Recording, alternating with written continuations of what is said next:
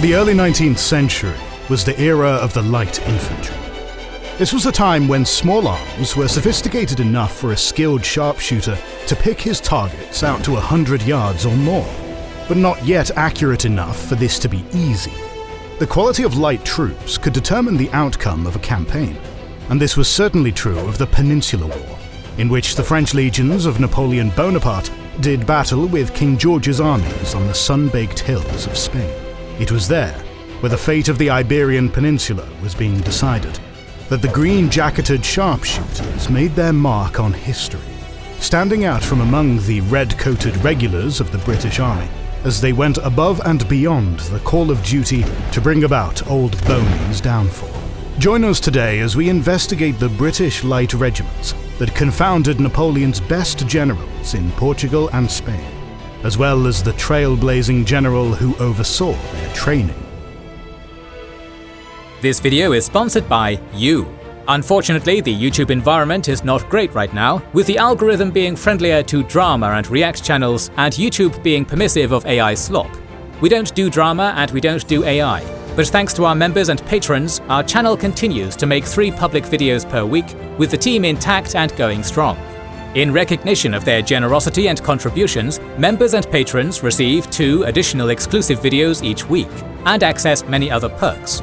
Join them to watch more than 250 exclusive videos covering every era of history by pressing the join button under the video or the links in the description and pinned comment. The green-clad 95th Rifles were the pride of the British Army during the Peninsular War, and stand front and centre in the collective consciousness of military history enthusiasts. It's easy to see why their reputation has endured for 2 centuries since that conflict. Armed with the iconic Baker rifle and the motto of first in, last out, the rifles represented a facet of warfare in which Britain was undeniably superior to its French adversary. Their success must not blind us to 2 realities. Firstly, the 95th was one of several highly skilled light infantry units that Britain had at its disposal during the war. Second, the British light infantry system underwent significant improvement around the turn of the 19th century. This is the story of those light infantry regiments and the barracks at Shorncliffe on the south coast of England where they were trained. This is also the story of John Moore, the general who made Britain's light infantry reforms possible. Moore died on the battlefield before the benefits of his training were fully realised. Nevertheless, Arthur Wellesley, the future Duke of Wellington, and a man not often willing to share the limelight with other generals, recognised that we should never have won without him. John Moore had a varied military career prior to the establishment of the Shorncliffe training camp in late 1802. He fought briefly, yet bravely, in the American War of Independence as a young lieutenant in the 82nd. Serving as major in the 51st, he took part in the 1794 invasion of Corsica. 2 years later, he was sent to the West Indies under General Ralph Abercrombie, who appointed him governor of St. Lucia. However, this posting was cut short by a fever that almost killed him. Moore served in Ireland between December 1797 and June 1799, and played a key role in putting down the Irish Rebellion of 1798. During a time of mounting oppression towards Ireland's native Catholic population, Moore stood in favour of greater legal equality between Irish Catholics and Protestants, and clamped down on meetings of the sectarian Protestant Orange Boys when they were discovered within his ranks. Moore's pre-Shorncliffe career put him in good stead to oversee light infantry training. Consequently, he took the opportunity to pen a light infantry manual while stationed in Ireland.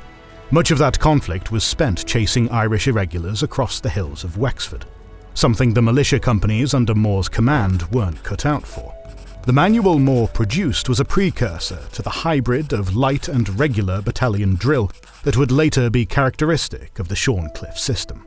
He intended to create a mixture of Jäger and Grenadier, as stated in the manual's introduction. Moore was a forward-thinking officer in a time where British military doctrine was dominated by strategically conservative men like David Dundas. He had been clamouring for reform within the army long before Shorncliffe. A very physically fit man himself, Moore emphasized the importance of keeping soldiers healthy and well exercised. Frustrated with the poor performance of his troops in the harsh climate of the West Indies, he wrote the following to his superior, General Abercrombie. "With a Roman instead of modern exercise and discipline, the troops in the West Indies might, I am convinced, be kept healthy." Furthermore, he had the ear of the Commander-in-Chief, Prince Frederick, the Duke of York. The Commander-in-Chief was himself a proactive military reformer who had a hand in the creation of the Experimental Corps of Riflemen. To him, John Moore was the obvious choice to preside over the training of light infantry at Shorncliffe. At the dawn of the 19th century, Britain was desperately in need of reforms for its ground troops. Though secure in its naval supremacy, Britain had no answer to France's land army. A clear disparity between the two armies was in the quality of their light infantry. In 1794, General John Money made the following observation about the British. "Light infantrymen who have been trained on the parade ground to fire in platoon runs his firelock through the hedge and fires where he sees smoke and continues to do so for as long as his ammunition lasts." By way of contrast, an opposing French chasseur would conceal himself immediately, peep through the hedge, and never fire until he sees an object to fire at. Money observed that throughout an hour's skirmishing exchange, a British light infantryman might fire 30 ineffectual shots, and his French counterpart 5 or 6 accurate ones. Sustained fire by platoon was effective, but only against a large target presented by an enemy battalion. Moreover, why were British light infantrymen nearly indistinguishable from their comrades in the line? Light infantrymen in a British battalion accounted for 1 company out of 10. This differed from the French system, which favoured dedicated regiments of skirmishers known as chasseurs and tirailleurs. This composite organisation of battalions was detrimental to the training of light infantrymen, which was dependent on the knowledge of regimental light company officers. This often left much to be desired. The utility of dedicated light infantry regiments was recognised and duly implemented across the English Channel.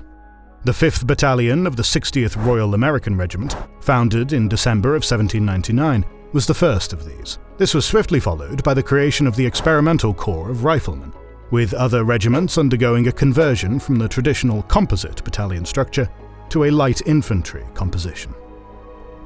Between the dissolution of the Treaty of Amiens in 1803 and the Battle of Trafalgar in 1805, a land invasion of Britain was a serious possibility. There is no doubt that this looming threat influenced the increased focus on light infantry training, and even the decision to concentrate troops around Shorncliffe.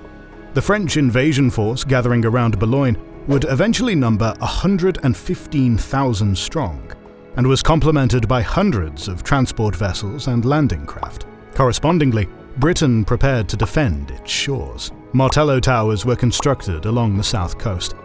A volunteer force of a staggering 380,000 was, by December 1803, in place.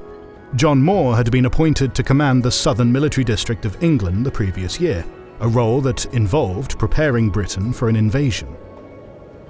In a letter written to Lieutenant General David Dundas in July 1803, Moore discussed the best means of victory against an invasion force. He wrote that England is a country so well stocked that no effort will remove to any distance the means of subsistence from the French. Any army that successfully disembarked could take enough from the English countryside to sustain itself. Moore's proposed solution was to, in his words, make the enemy's stay as short as possible.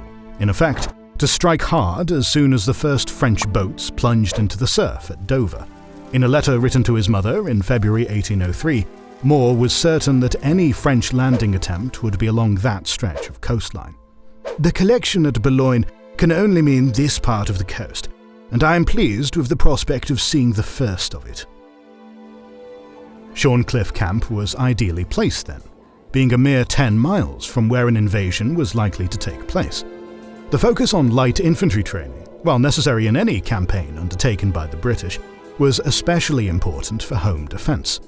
Moore's travels around the south of England made him optimistic that the British populace would offer the French spirited resistance. However, the undulating hills, woodlands and small towns between the south coast and London would play into the hands of the French army's expert skirmishers.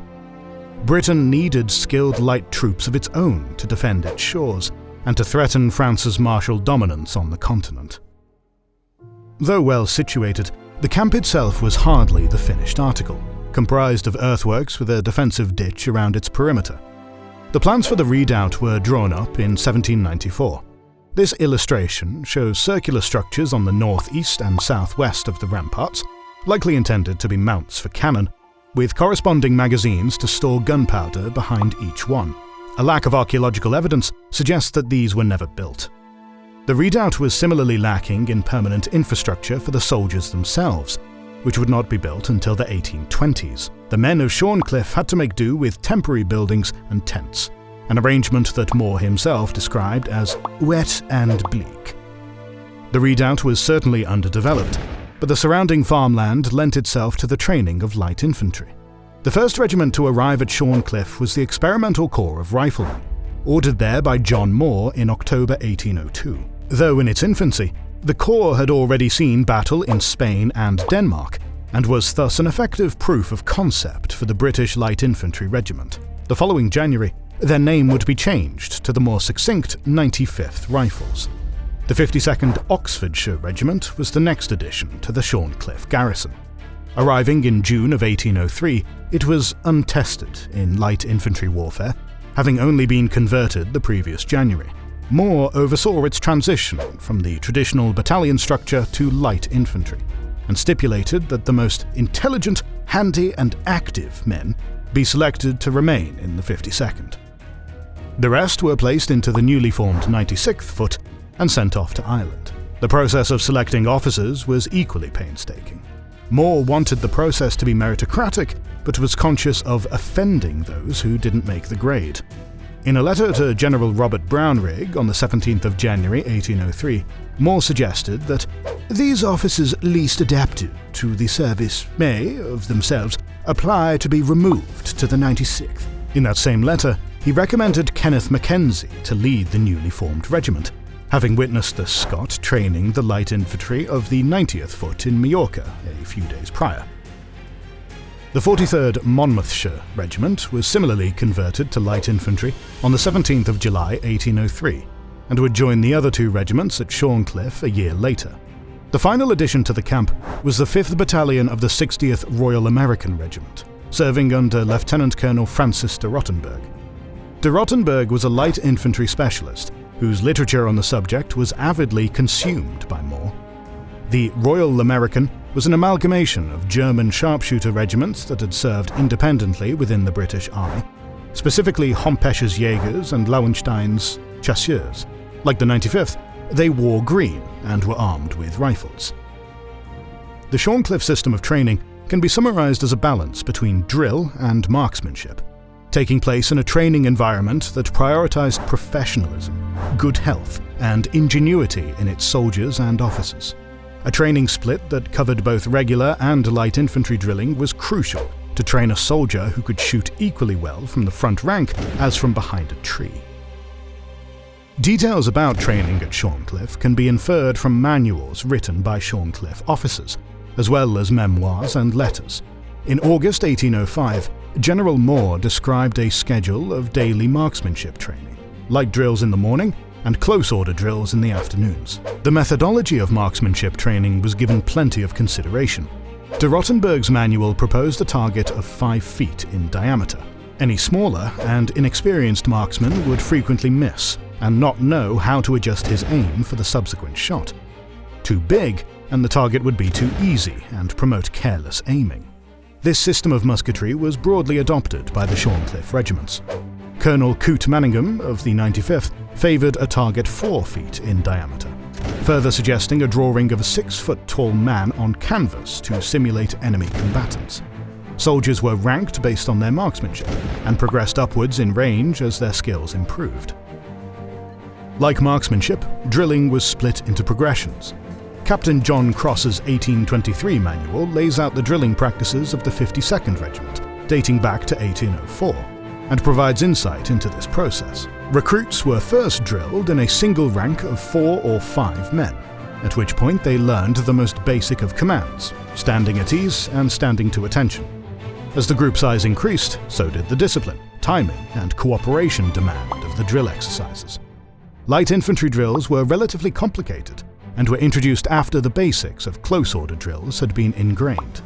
One such drill was the transition from close to extended order. Extending outwards from the place in the line that the bugle sounded, a company would adopt a loose spacing of 1.5 meters between files. The men in the rear rank would then step to the left, standing offset from the men in the front rank and allowing them an unimpeded view of the enemy.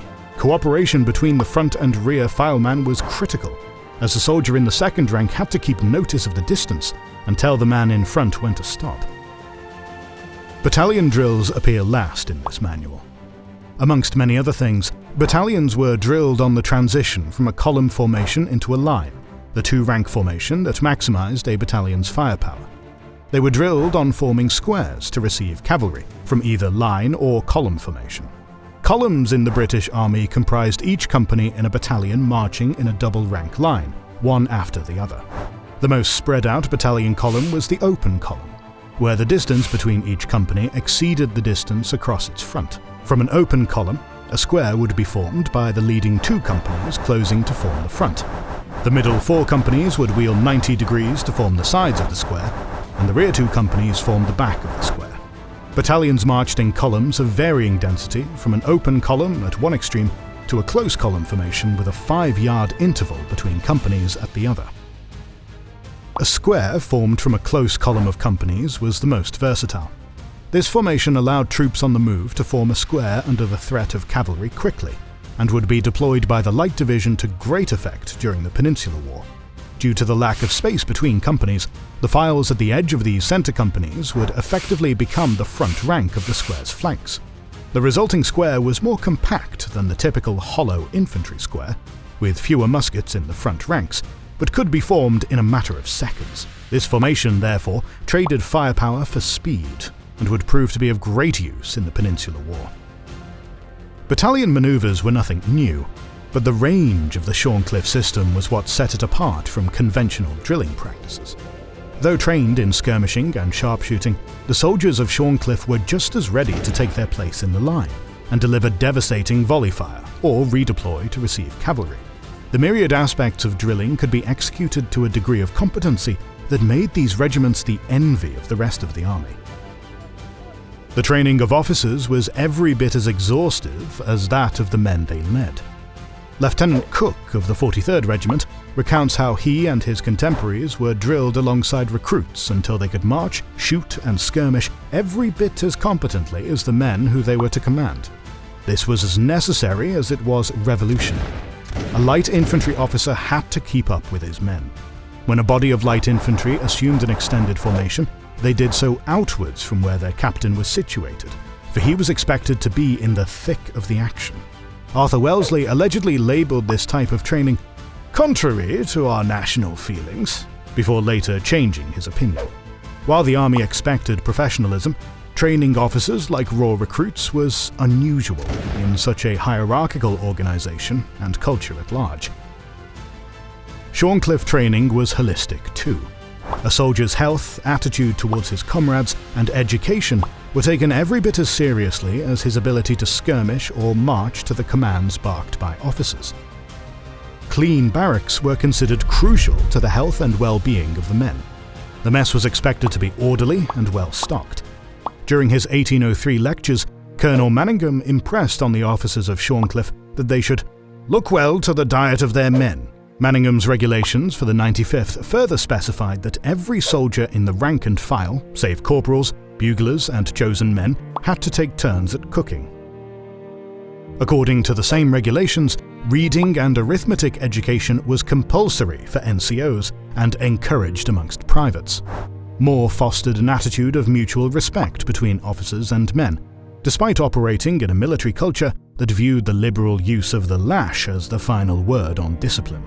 Lieutenant Colonel Robert Wilson said of the 52nd that the cat o' nine tails is never used, and yet discipline is there seen in the highest state of perfection.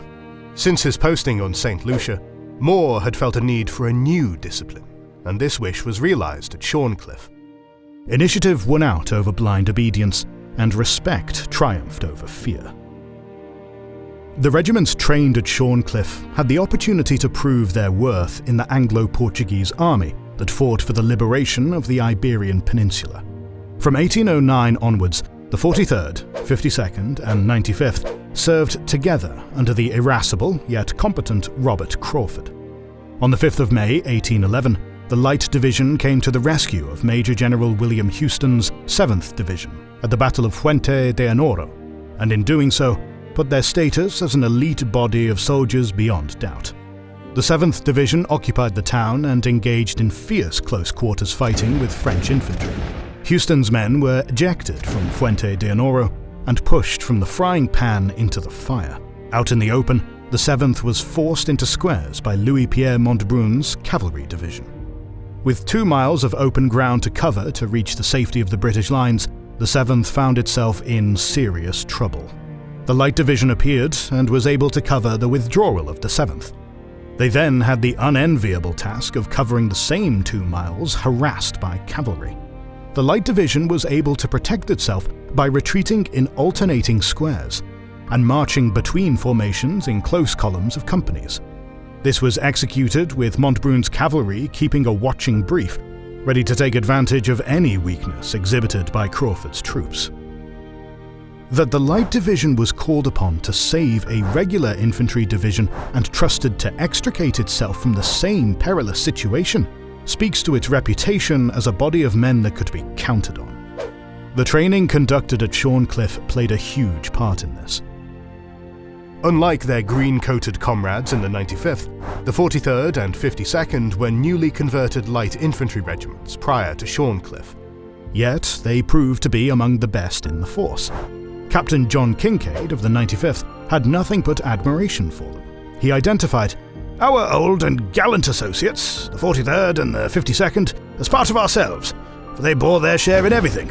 Wherever we were, they were." The emphasis on light infantry training past the turn of the 19th century was a key part in Britain's land-bound successes in the Napoleonic Wars. The light infantryman who could think on his feet and be trusted with frontline combat as well as campaign duties like reconnaissance was a significant step in the direction of the modern soldier. We hope you enjoyed this video. More videos on the various elite military units of world history are on the way, so make sure you're subscribed and have pressed the bell button to see them. Please consider liking, subscribing, commenting and sharing. It helps immensely. Our patrons and YouTube members can watch more than 200 exclusive videos. Join their ranks via the link in the description or by pressing the join button under the video. To watch these weekly videos, learn about our schedule, get early access to our videos, access our private Discord, and much more. This is the Kings and Generals channel, and we'll catch you on the next one.